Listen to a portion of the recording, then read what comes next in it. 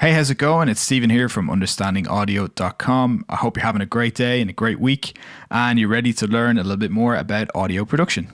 So it's no big secret that samples are used a lot in music production, whether they be samples from other songs or a replacement kick, snare or hi-hat, reverse cymbals, swishes, whooshes, whatever you want to use. Samples are used quite a lot in some very interesting and effective ways. Now today I'm going to be showing you how to use unconventional samples within a music production.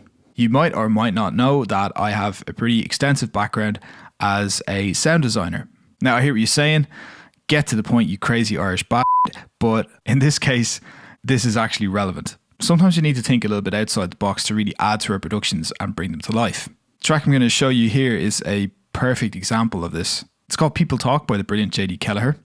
And the name is really important to this particular section I'm about to play you. It's a transition from a more rock-based section into a part of the arrangement that moves into a more reggae style. I really loved it when I first heard it and I wanted to make the most out of it.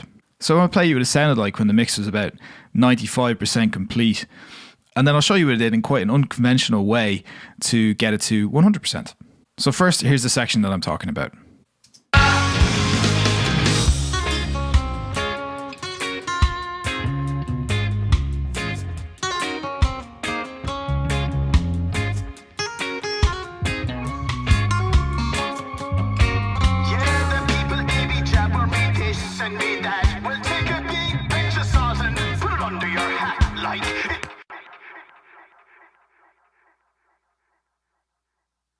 Alright, so like I said, I thought that this was a really cool part of the arrangement. I wasn't expecting it to go this way, and they did a really good job of putting this together, in my opinion.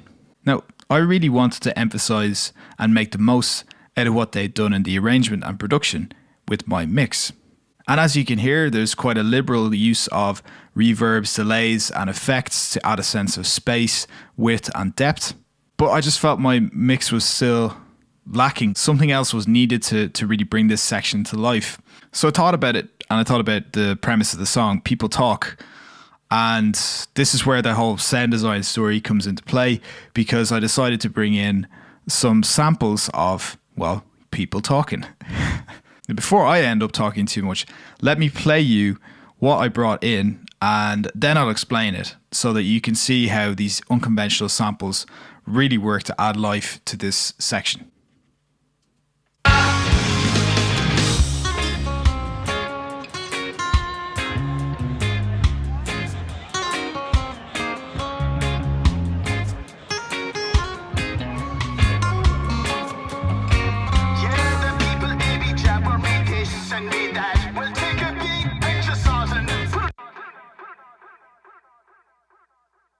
In case you didn't quite get that, let me play it back with and without the additional samples.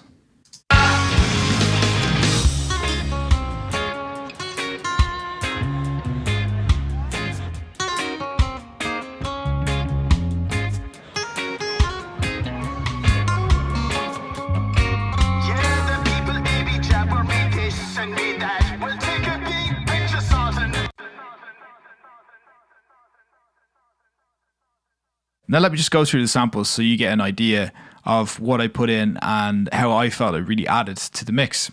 The first two samples are of a stereo crowd.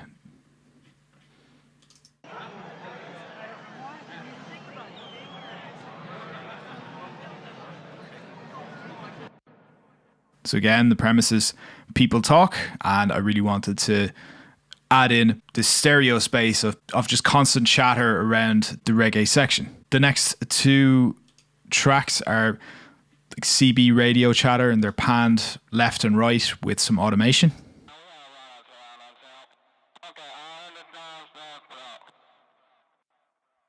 Get the idea.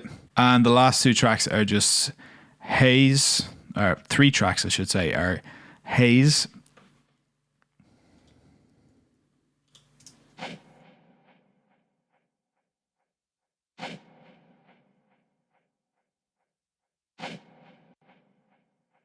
all together they sound like this.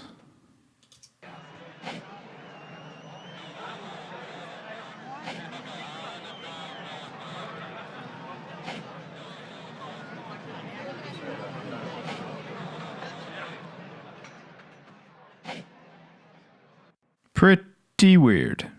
So they're definitely unconventional samples, but when I put them into the mix, as I've already demonstrated, and I will do again right now, they really work. Really just accentuates this idea of people talking.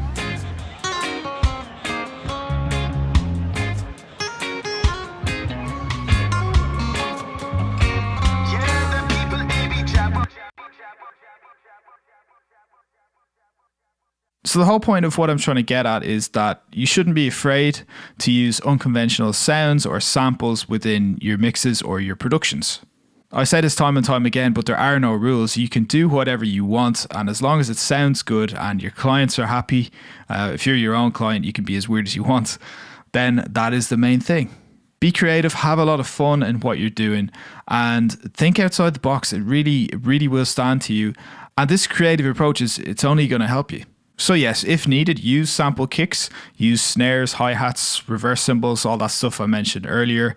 But if it calls for it and you can't find a way of fleshing out or padding out a sound, then use something a bit unconventional. It's not wrong, and it's going to sound good if you do it in a creative way. Now, I really appreciate you sticking around to the end of this video, and because you've given me your time today and learned something, I want to give to you a little bit more. What we're talking about here is obviously something a little bit different, a little bit unique that you can do to make yourself stand out from the crowd. Pun absolutely intended. And my free gift for you today is something that is really going to make you stand out for the crowd even more. It is my free guide, the one hack that guarantees a unique pro sounding mix, and it's all yours today for free.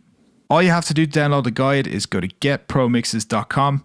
There is a link in the description box below if you're too lazy to type it into your browser. Yes, I have thought of everything. And yes, I do want you to be the absolute best producer or mixing engineer that you possibly can be. And I'm here to help you with that goal. So grab the guide for free at getpromixes.com. Please let me know how you get on with it. I'd love to hear all of the success stories I've heard so far, and I hope I will continue to hear. If you like this video, then share the love, hit the like button, subscribe to the channel. There's lots more stuff on here that's just going to help fast track your progress. And don't forget, there's lots more over at understandingaudio.com for you to take away and apply to your own music and your own mixes. That's it from me today, but I'll be back with another video before you can blink twice. Okay, maybe not that quick. In the meantime, keep having fun making great music. Thanks for watching, and I'll see you soon.